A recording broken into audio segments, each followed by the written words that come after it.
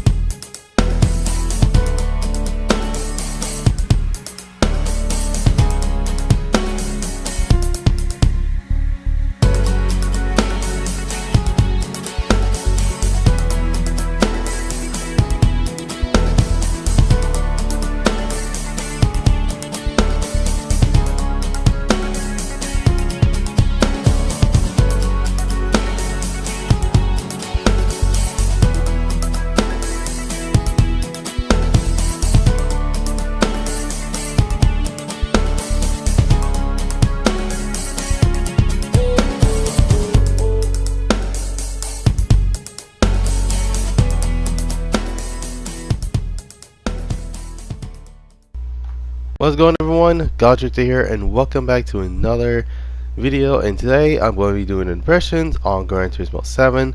So in this video I'm going to be talking about not just the entirety of every single trailer, as well as the state of play.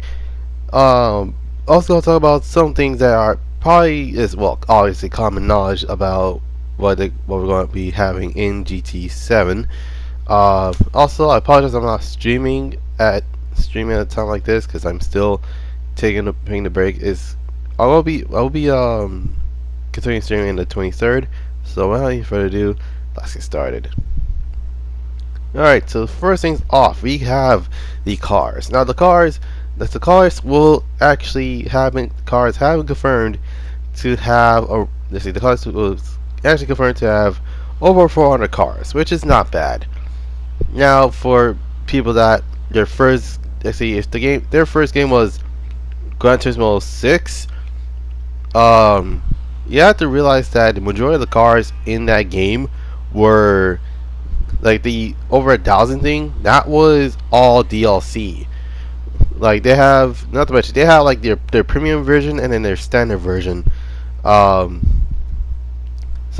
yeah, it's kind of the same thing with like Gran Turismo 3, Gran Turismo 4, and heck, even GT Sport has like doesn't have like that many cars.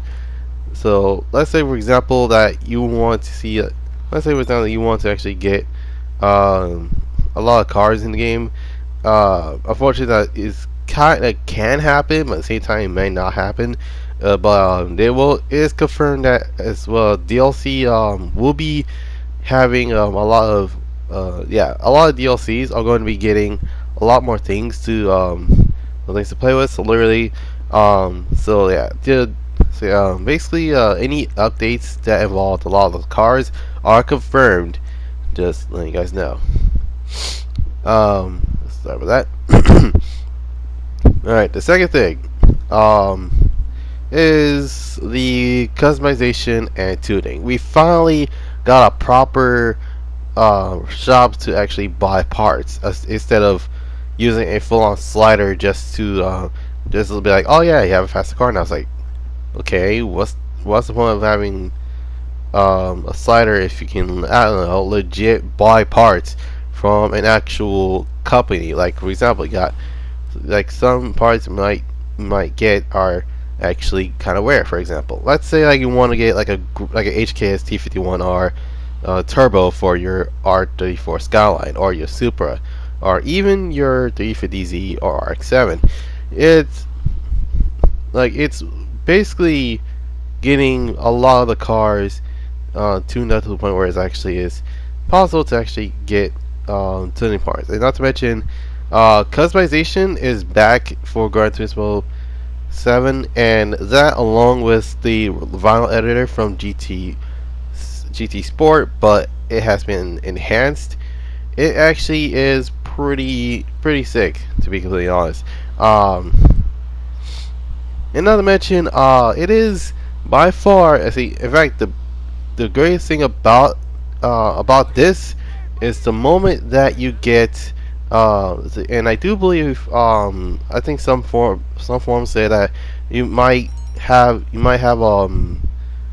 vinyl, basically your liveries that you made from GT Sport might transfer to GT7.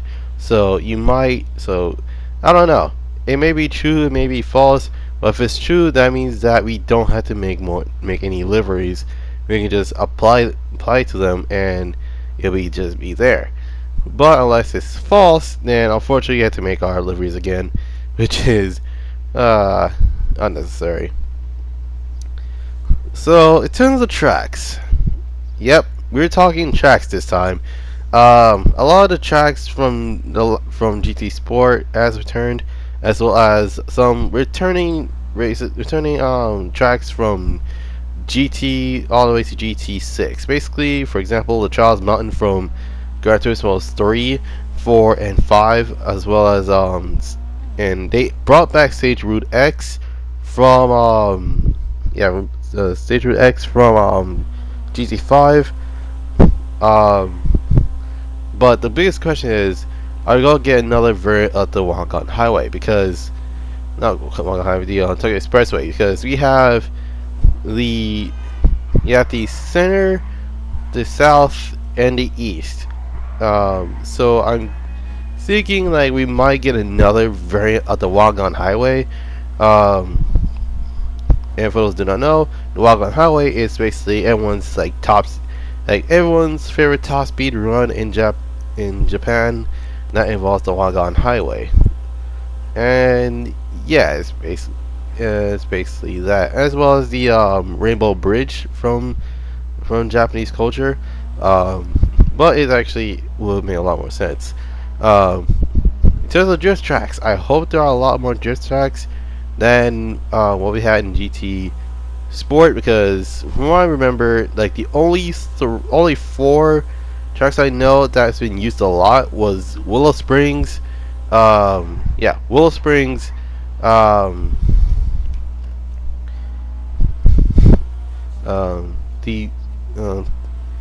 Tsukaba Speedway, and not certain at least the Kyoto the Kyoto racetrack,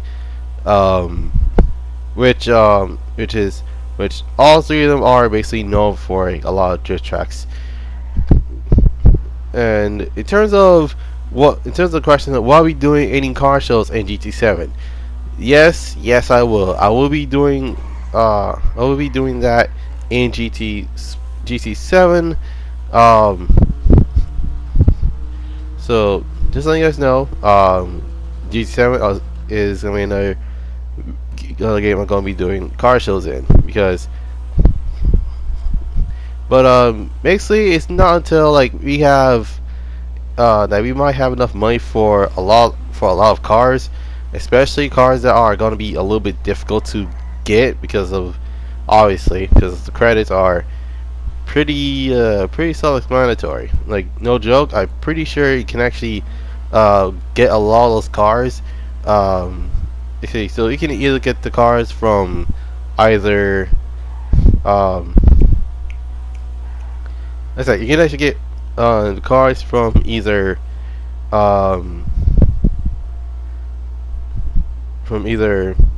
dealerships, the daily workouts, or complete tests. So there's that. Speaking of cars, there are 3 ways you can actually. Also, hold on. Okay. Before I even go into a tangent, let me tell you guys there are like 6 ways of acquiring cars. 3 of them being continue them being buyable cars from the dealership, while the other three you can actually, excuse me, you can actually acquire just by doing certain tasks. So let me start with the buyable cars. The buyable cars, the first one is gonna be Brand Central. Brand Central is basically your car dealership mall. That's basically what it actually sounds like. It's basically a dealership mall.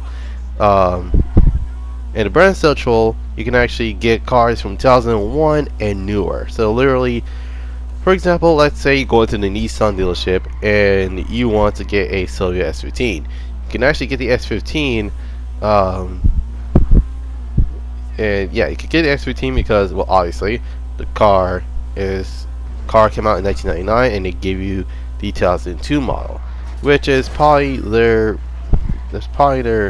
only facelift model, basically. And then you got a lot of other cars being confirmed. For example, you got the it's not just the S15, but it's also the yeah, basically the Gran Turismo. Basically you can get the it is the D70Z as well as the S15, the RX-8, the newer Suzuki Swift, the Shelby GT350, um, the C4, and even the C6. So more likely we're gonna have a lot of people buying a lot of these cars, and they're gonna be over there. It's like, oh yeah, let's do a, and most likely I can tell already that there is gonna be a lot of cars going to be that we're going to use a lot of those cars in the live stream. So yeah, it's basically I can say that. That's what I can say for sure. Um,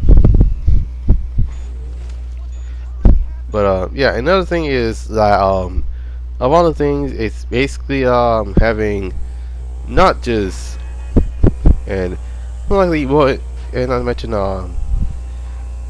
they actually have a lot of cars that you can actually buy in that regard. Anyways, let me talk about the second thing you can actually, the second way to actually get cars, if you want to buy cars actually, is via used car dealership. Yep, the used car dealership from GT4 is back with a twist. Now, for those who do not know, the GT4's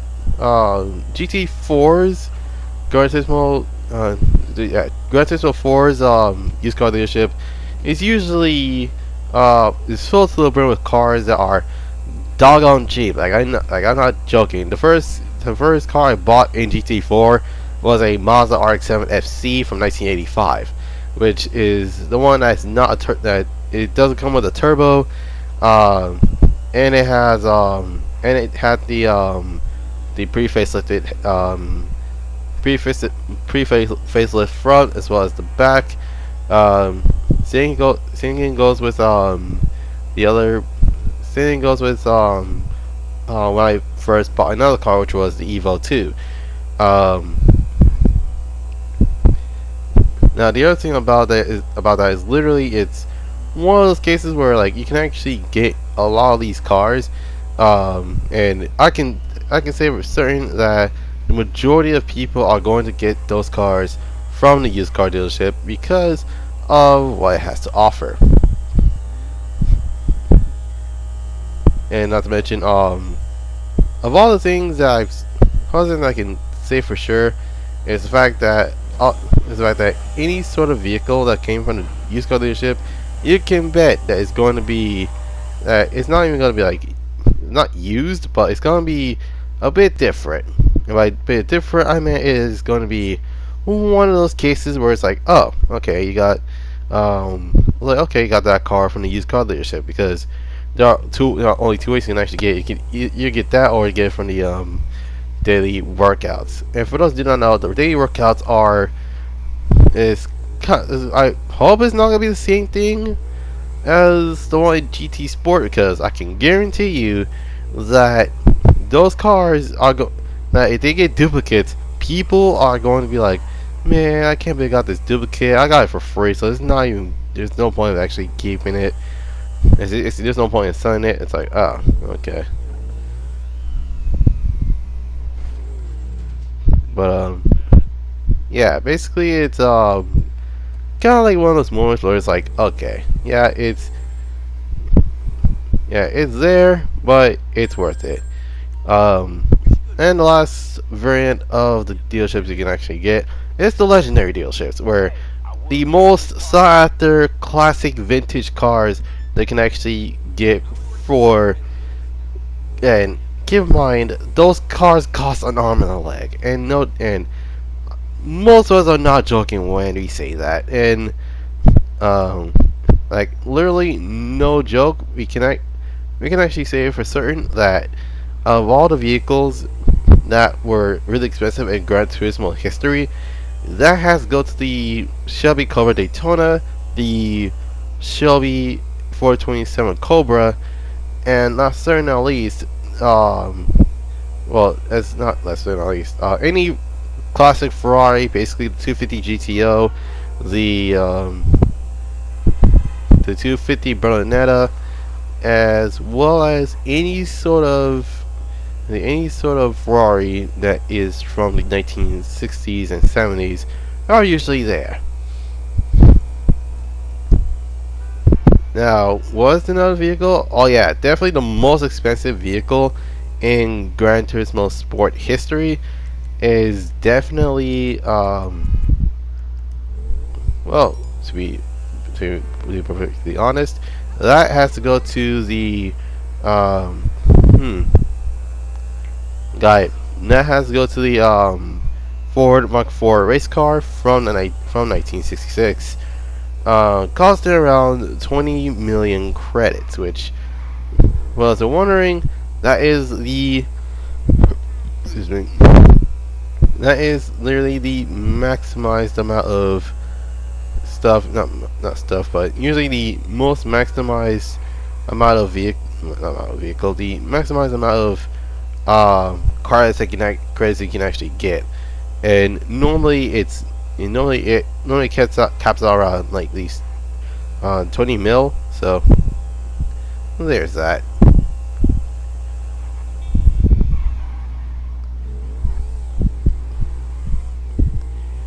So yeah, for the most part, it actually is not that bad. The only thing is a lot of things is usually grinding out those credits to can actually buy more cars. And if you're like me that likes a certain car, but you want to do different styles, just buy 2 or 3 of them. That's usually how that works. Um,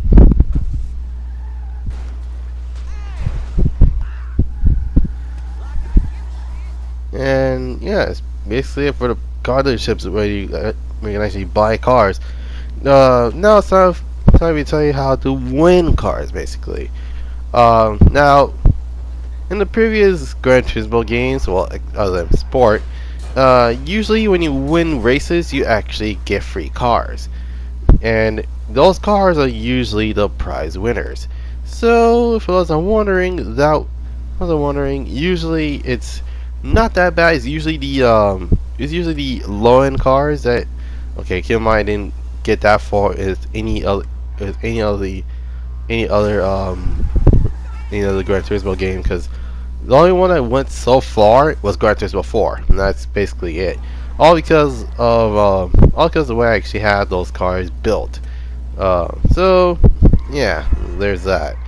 Um, which I can certainly say the same for any other vehicle from the 1990s/2000s, basically. Well, yeah.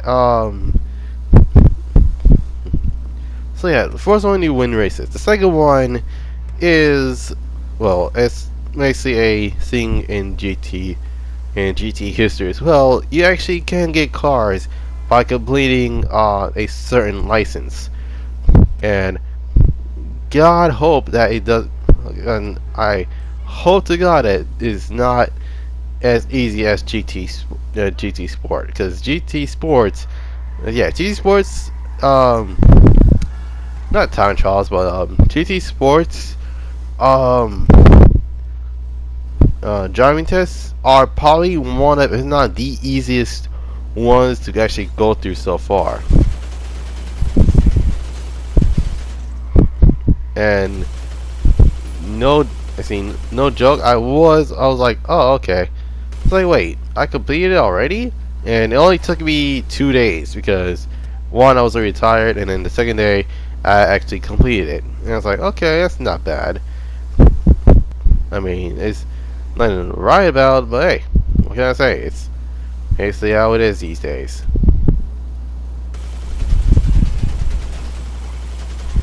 But yeah, that's usually about it.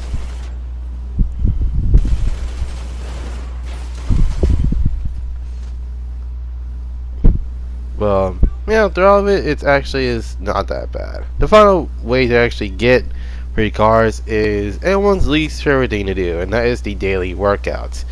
Now, the daily workouts is usually, well, basically the daily mileage that a lot of people have to go for, um, which it's not bad, it's not good either, but it actually can actually give you free cars, legit.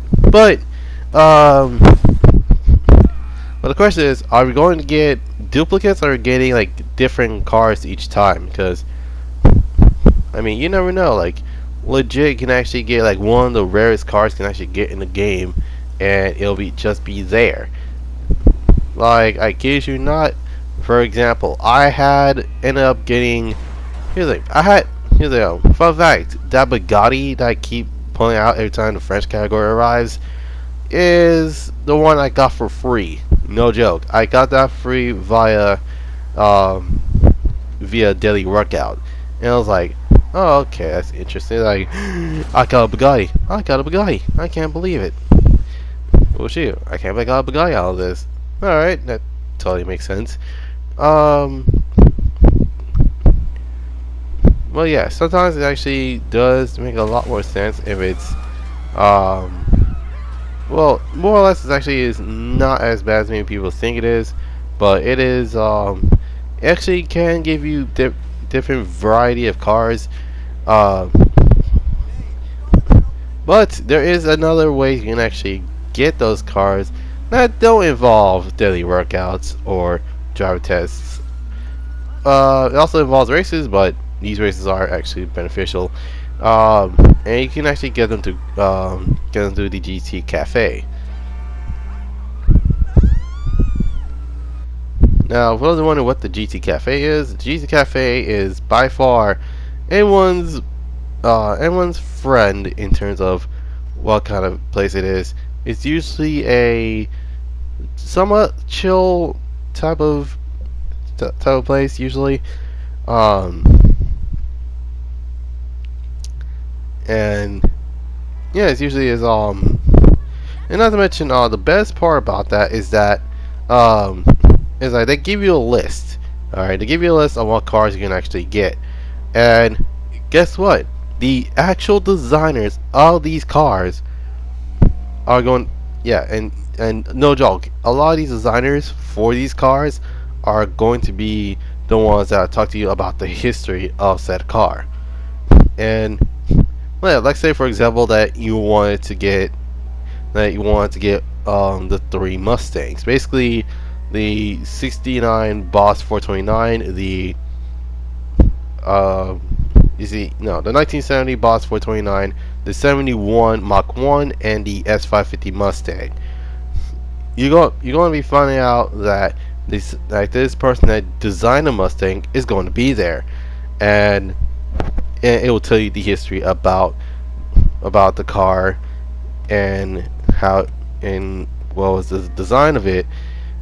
Now, for those that may not want to buy Gran Turismo because it's a full-on history book, first and foremost, Gran Turismo was always about car culture, as well as an enthusiast dream, as well as, and I kid you not, and no joke when I say this, it was always all about car history. In fact, if you think about it, my first Gran Turismo, I kid you not, was GT2. Even though the first car I bought was GT3. The reason I know about GT2 because my brother had GT2. it was for the PS1, and I will play that. And heck, the reason why I play that game was for the cars. I didn't race any tracks. I didn't do any sort of tuning. No, I just look at the cars and how much of the designs I liked. Like, it was at the time was pretty high quality for me, basically.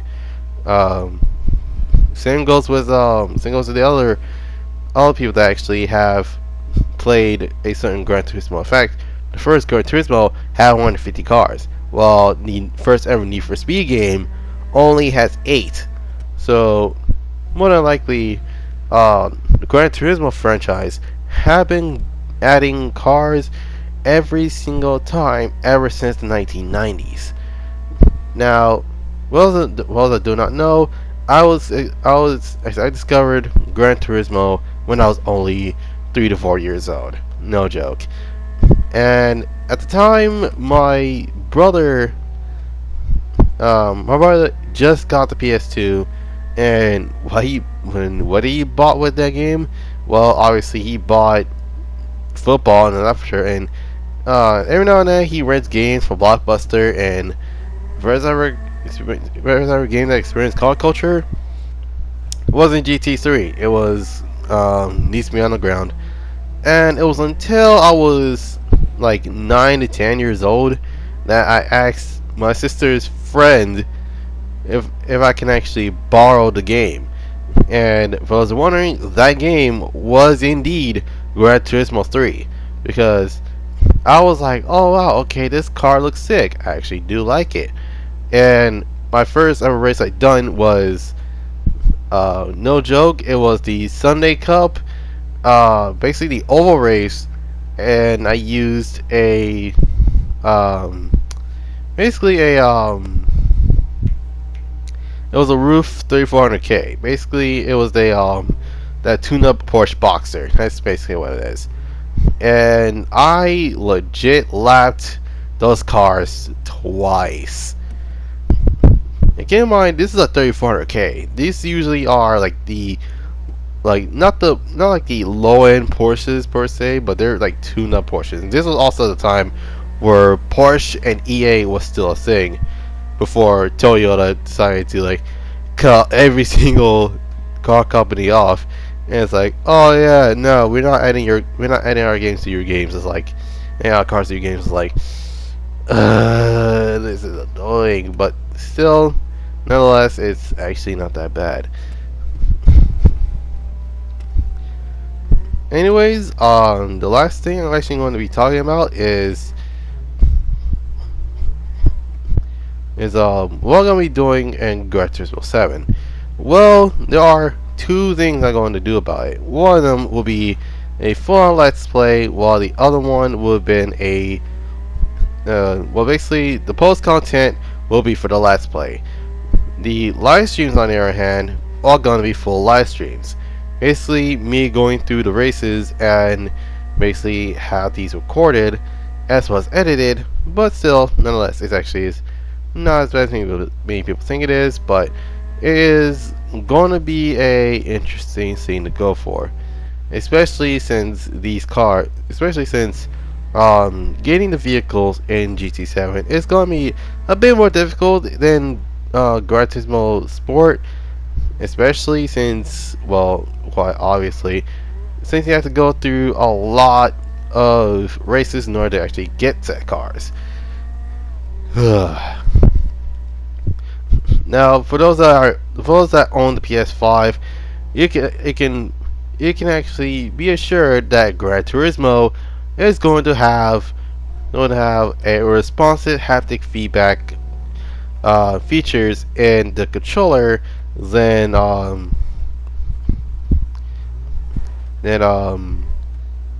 PS4. Because unfortunately for us PS4 players, we don't have the haptic feedback controller. In fact, we just had the original controller since the game came out. Even though my controller specifically is the facelifted model, where it has like a light strip on the touchpad instead of the typical Alright, even though it is actually one of those cases where they actually gave you more features, and well, basically, long story short, you have the PS5 version, and you probably gotta have faster loading times, while us PS4 players are gonna be having only 3 seconds slower, so it's not as bad, but we can actually live with it. Alright, that'll be it for now. Hope you guys enjoyed this video. Leave a like, subscribe, comment down below what we see next. And not to mention, you can actually follow me on social medias and my About page. If you want to know what it is Got to Toy Sound Productions for Instagram, GD Toy Sound S for Twitter, as well as Twitch. And last but not least, you can also check out my join my Discord at God to Toy Sound Productions Garage Museum. Without further ado, hope you guys have a dope day. This is God to sign off, and I'll see you guys next time. Peace.